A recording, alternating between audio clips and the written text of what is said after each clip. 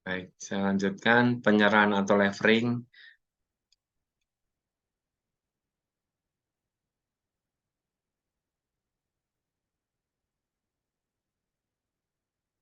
Penyerahan atau levering yaitu terhadap benda bergerak harus dilakukan secara nyata. Sedangkan pada benda tidak bergerak dilakukan dengan balik nama, seperti yang saya sampaikan tadi.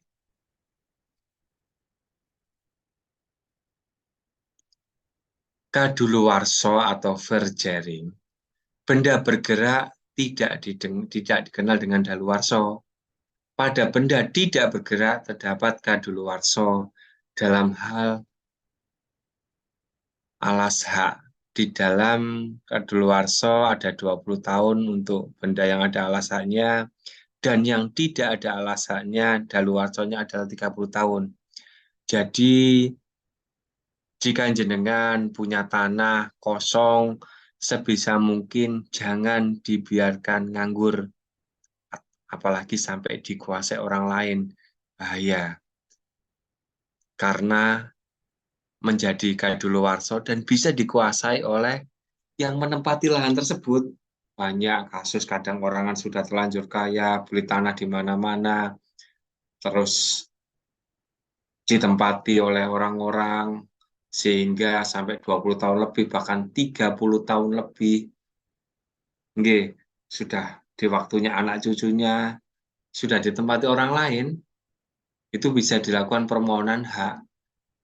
Nggih, jadi tolong hati-hati adik-adik, jika memiliki lahan, sebisa mungkin dikuasai, ditempati.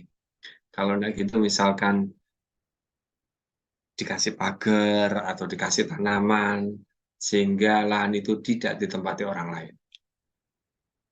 Baik, saya lanjutkan ke pembebanan atau base wearing. Untuk benda bergerak dengan gadai.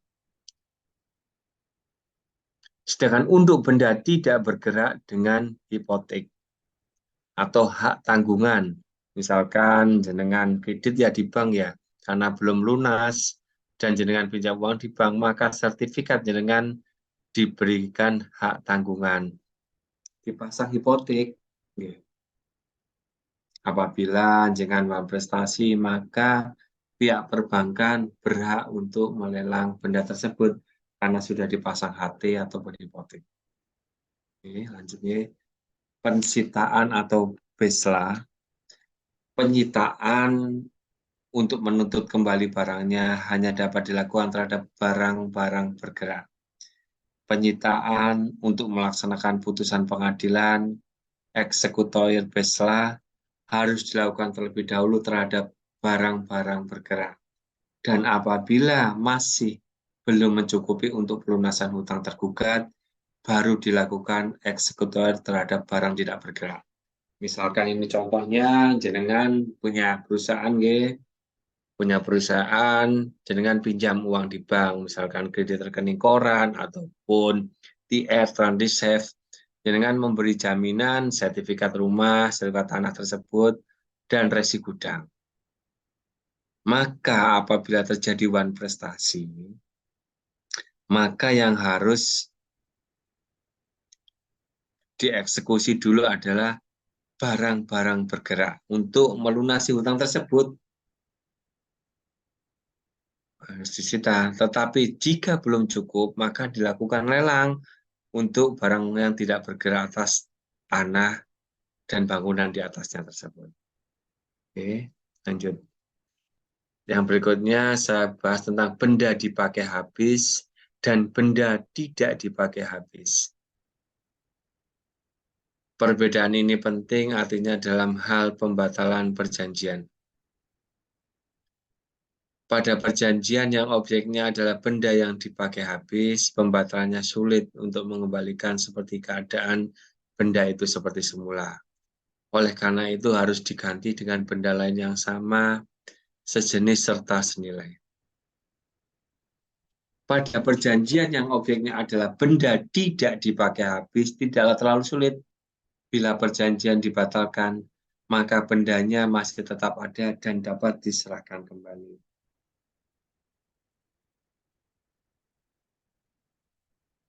Benda sudah ada dan benda akan ada. Perbedaan ini terletak pada pembebanan sebagai jaminan hutang atau pada pelaksanaan perjanjian. Benda sudah ada dapat dijadikan jaminan hutang dan pelaksanaan perjanjiannya dengan cara menyerahkan benda tersebut.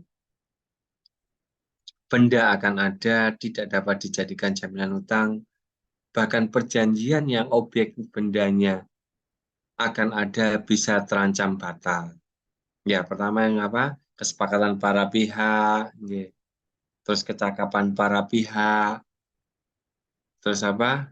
Adanya hal tertentu, berarti adanya objek, dan kedua adalah klausa yang halang, ya, seperti di pasal 1320 yang kita bahas di pertemuan kemarin.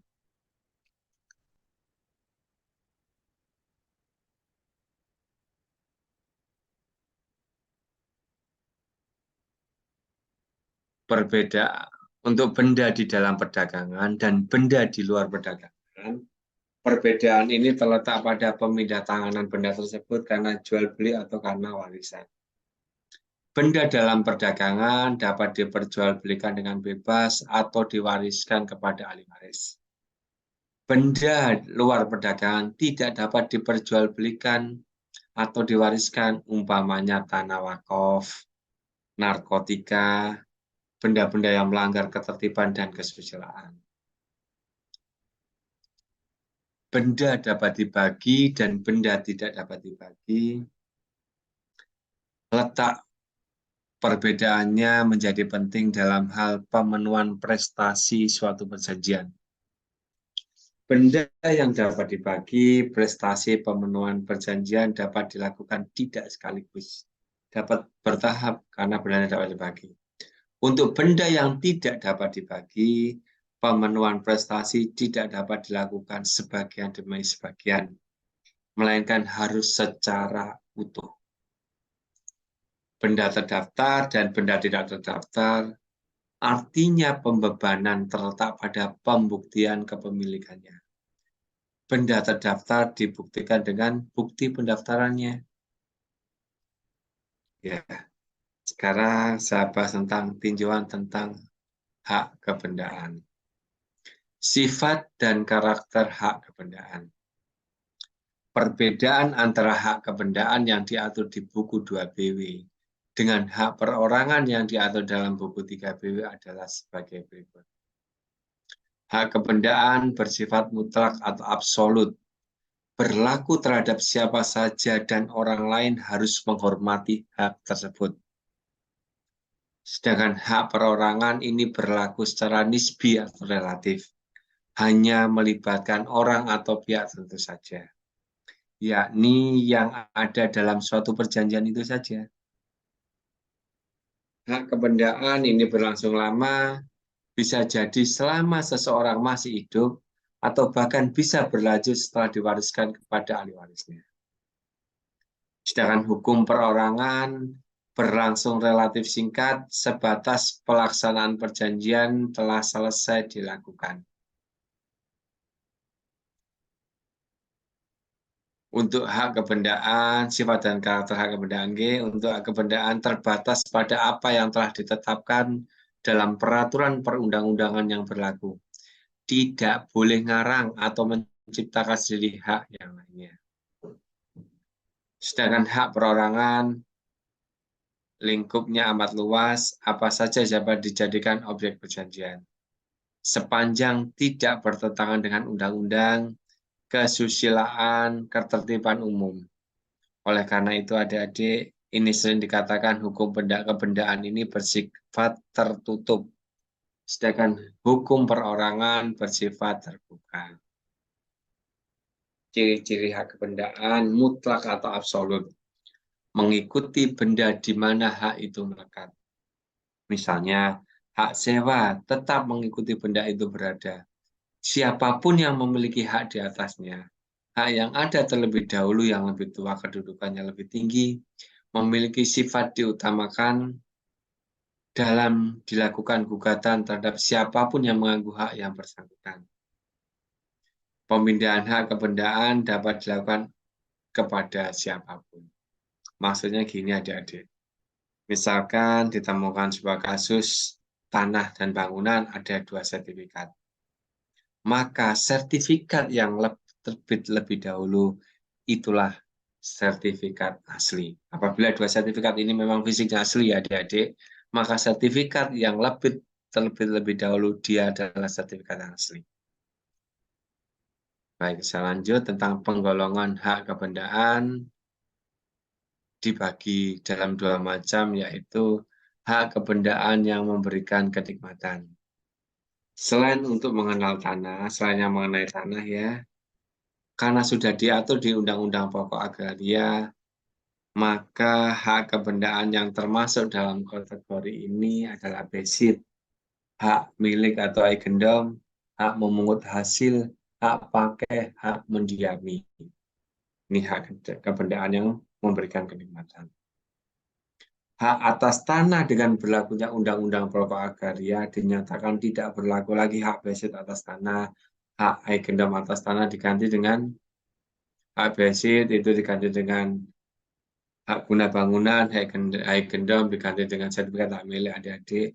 Terus ada hak servitut, hak obstal, hak ekspat, hak bunga atas tanah, hak pakai atas tanah ya. Dengan berlakunya Undang-Undang Pokok Agraria, pengganti dari hak atas tanah yang dihapuskan adalah hak milik, hak guna usaha, hak guna bangunan, hak pakai, hak sewa untuk bangunan, hak membuka tanah dan memungut hasil hutan, hak guna air, pemeliharaan dan penangkapan ikan, hak guna ruang angkasa, hak tanah untuk kepentingan keagamaan dan sosial. Hak kebendaan yang bersifat memberi jaminan adalah ada hak gade atau panrets, hipotek, kredit verban, privilege, yaitu utang yang diistimewakan atau diutamakan, fidusia. 6 cara untuk memperoleh hak kebendaan. Pertama, melalui pengakuan. Benda yang tidak diketahui siapa pemiliknya atau res nullus, kemudian didapatkan dan diakui oleh seseorang yang mendapatkannya dianggap sebagai pemiliknya. 2. Melalui penemuan. Benda yang semula milik orang lain akan tetapi lepas dari penguasanya karena misalkan jatuh di perjalanan, maka barang siapa yang menemukan barang tersebut dan ia tidak mengetahui siapa pemiliknya menjadi pemilik barang yang ditemukan dia. 3. Melalui penyerahan. Cara ini yang lazim yaitu hak kebendaan diperoleh melalui penyerahan berdasarkan alasha atau res title, alas title tertentu, alasha tertentu misalkan res title seperti jual beli, sewa menyewa, hibah, warisan dan lain sebagainya. Dengan adanya penyerahan, maka title berpindah kepada siapa benda itu diserahkan.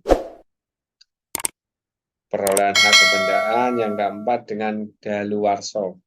Barang siapa menguasai benda bergerak dan dia tidak mengetahui pemilik benda itu sebelumnya, misalkan karena menemukannya, hak milik atas benda yang diperoleh itu setelah lewat dari 3 tahun sejak orang tersebut menguasai benda yang bersangkutan, maka dia menguasainya, dia menjadi pemiliknya setelah 3 tahun. Untuk benda tidak bergerak, daluwarsonya jika ada alasannya adalah 20 tahun. Jika tidak ada alasannya, maka 30 tahun. Ada yang melalui pewarisan. Hak kebendaan ini bisa diperoleh melalui warisan berdasarkan hukum waris yang berlaku, bisa hukum adat, hukum Islam, ataupun hukum barat. Yang kelima, dengan penciptaan.